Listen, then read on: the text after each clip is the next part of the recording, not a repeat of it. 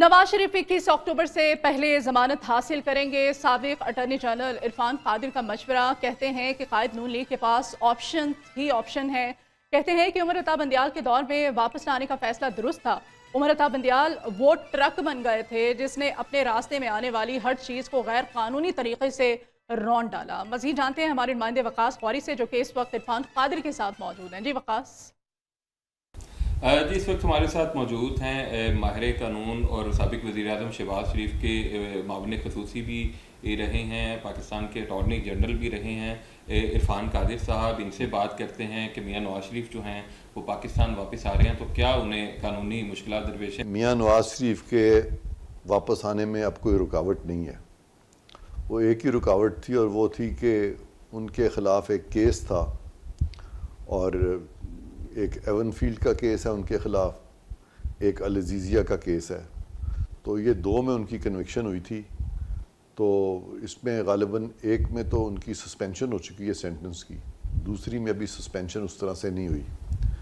तो अब सवाल यही लोग मुझसे पूछ रहे हैं कि वो आएंगे तो उनको किन कानूनी मुश्किलात का सामना करना पड़ेगा, या आया वो अरेस्ट होंगे कि नहीं होंगे।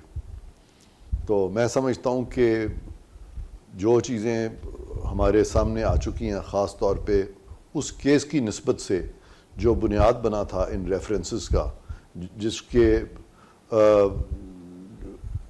जिसकी वजह से उनकी कन्विक्शंस हुई हैं, उनको सज़ा दी गई है, उसमें बहुत सारे शवाहिद आ चुके हैं।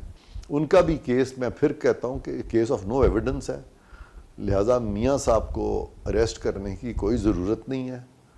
और उनके ख़िलाफ़ अब तक जो केस बनाया गया जिससे कि वज़ारत उज़्मा भी उनकी गई, वो तमाम चीज़ें जो हैं वो सब अब अपसेट होंगी।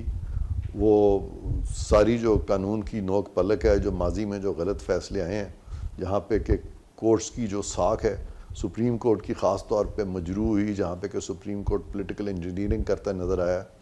और जस्टिस फ़ाइज़ ईसा जो मौजूदा चीफ़ जस्टिस हैं, उन्होंने बड़े ओपनली एडमिट किया कि हमसे भी गलतियाँ हुई हैं।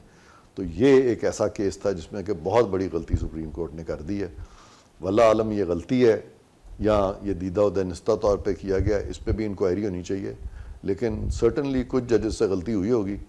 अगर वो उन्होंने दीदा दनिस्ता नहीं भी है तो वो गलती का तदारक सुप्रीम कोर्ट करेगी। और वो अज़म का इजहार जो है वो ऑलरेडी मौजूदा चीफ़ जस्टिस स्पेसिफिकली उन्होंने इस केस का मेंशन नहीं किया, लेकिन उन्होंने इस अज़म का ज़रूर इजहार किया है कि ऐसे केसेस जहाँ पे हमसे गलतियाँ हुई हैं हम उसको दुरुस्त करें और अना का मसला ना बने। उनका कहना था कि मियाँ नवाज शरीफ जो है उनके पास ऑप्शंस हैं कि वो supreme court, Islamabad high court या लाहौर हाई कोर्ट किसी अदालत से भी रुजू कर सकते हैं, और अगर उन्हें हिफाजती ज़मानत ना भी मिले तो भी ये रियासत की सवाबदीद है कि वो उन्हें गिरफ्तार करे या ना करे। इसके अलावा उन्होंने साबिक चीफ जस्टिस उमर अता बंदियाल से मुतल्लिक भी ये कहा कि वो जो है वो एक तेज़ रफ्तार ट्रक की तरह उन्होंने अपने रास्ते में आने वाली हर चीज़ को रौंद डाला और कानूनी जो तकाज़े थे उनका ख्याल नहीं किया। जी बहुत शुक्रिया वकास आपका।